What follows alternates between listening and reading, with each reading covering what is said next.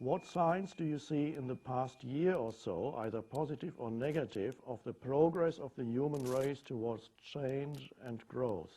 Do you think we as a species are on the right track, or have we gone even further astray?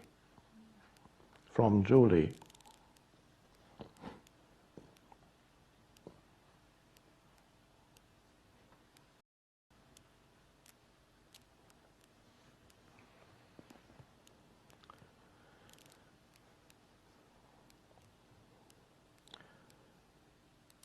Are we on the right track, or have we gone even further astray? If you look for evidence of the one, you will find it. If you look for evidence of the other, you will also find it. So if you want to convince yourself or others that we are definitely not on the right track, you will find plenty of evidence that we are not on the right track. Just watch the news every evening. So if all the information that you have or the facts that you gather come from the media, then perhaps you won't find that many facts that we are on the right track. But if you look elsewhere, you will find that indeed change is happening in many humans at this time. One is that we are here now. We are here at this very moment, in the now. We are part of that transformation of consciousness. Why else should we be here? We have been led here because we are part of that universal movement of the transformation of human consciousness.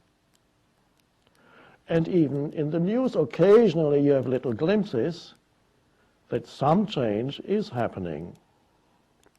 The transition in the United States,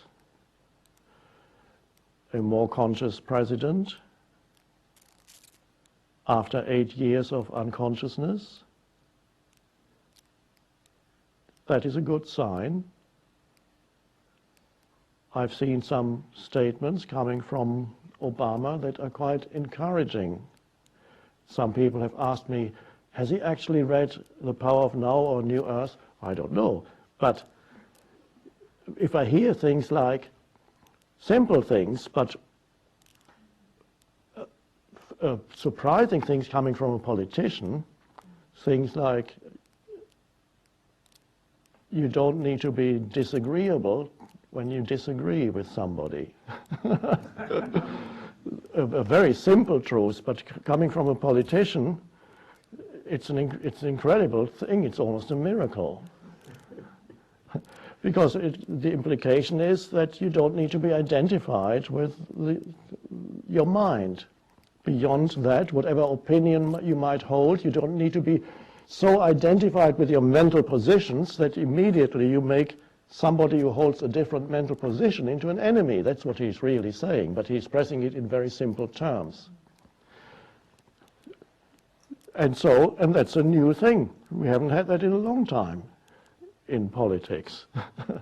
Or even you have occasionally a person like we had in the past in Russia, Gorbachev, compared to the previous Soviet leaders. Gorbachev was a highly evolved Buddha. Perhaps he was a Buddha or is a Buddha, but even if we only compare him to the previous leaders, it's like day and night. Gorbachev, I remember he said when there was another one of many crises between the United States and Russia, and they asked him, what is your opinion of this crisis situation? And he just said, this too will pass. So that's, occasionally you see some consciousness coming even into politics. And so we have this, now there's a good chance that consciousness is flowing into that area. There's no guarantee, because what Obama is moving into now is he's moving into the old, already existing, ego-created structures.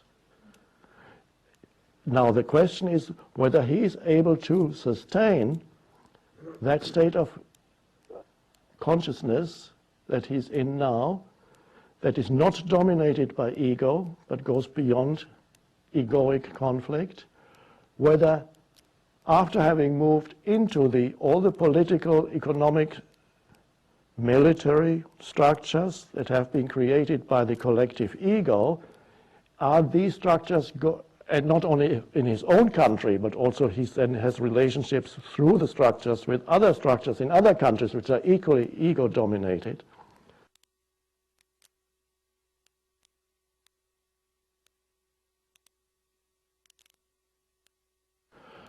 Whether he's able to sustain the state of relative awareness or presence within that, or whether he will be pulled into greater unconsciousness through moving into those egoic structures, or he's able to maintain it and transform to some extent the old structures from within. It would be a miraculous thing, but not beyond possibility.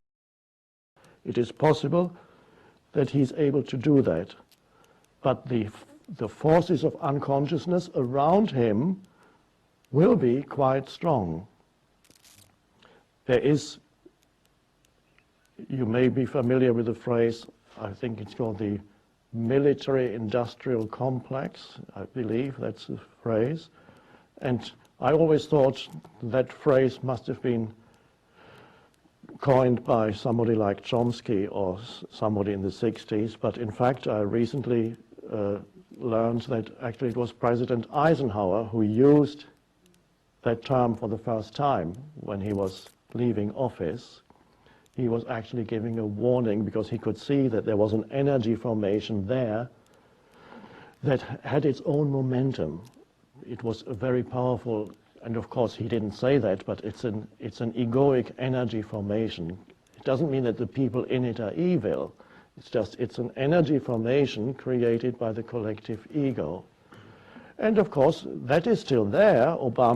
This is not going to disappear the moment Obama moves into the White House. So we have something coming together there, and it remains to be seen whether he's able to sustain consciousness or whether the structures will pull him into unconsciousness. So what we are doing here is it's not separate from that, because ultimately it is the collective consciousness that creates whatever government you have. Whatever predominates in the collective consciousness is then reflected externally. And so, as we are here, part of the transformation of consciousness that will have an effect on, it will affect the totality of consciousness also. So it's every single individual is vital in this. And any individual who is part of this transformation of consciousness, as we are, otherwise we wouldn't be here, it goes beyond the personal. We are part of the transformation of consciousness, and of course that affects the totality of consciousness. So if there's beyond that, if there's something that you personally can do on the practical level, wherever it might be in politics, if you're in politics, or it might be at work, if you work for a corporation, it might be in some business that you have that is your own, anything that you can do and be more present with what you do and do it without the interference of the egoic consciousness, all that helps. So it's vital then that we bring this presence into whatever we do. It is vital also that we don't complain too much about people who are not present yet, because that's another way of being pulled into unconsciousness. The moment you complain about an unconscious person, and of course when I use the term unconscious, I don't mean that they are, when I use the term unconscious, I mean that they are identified with the involuntary mind activity which runs according to its old patterns. So they're completely in that. The old reactive patterns happen again and again and again. They're unconscious. What they say is dominated, is controlled by that. That's unconscious. Not to be there as the aware presence, behind your mind, but to be totally identified with the conditioned mind is unconsciousness. So that's what unconscious means. So when you are confronted with an unconscious person, you can actually see that it's unconscious, but the important thing is not to complain about somebody else's unconsciousness.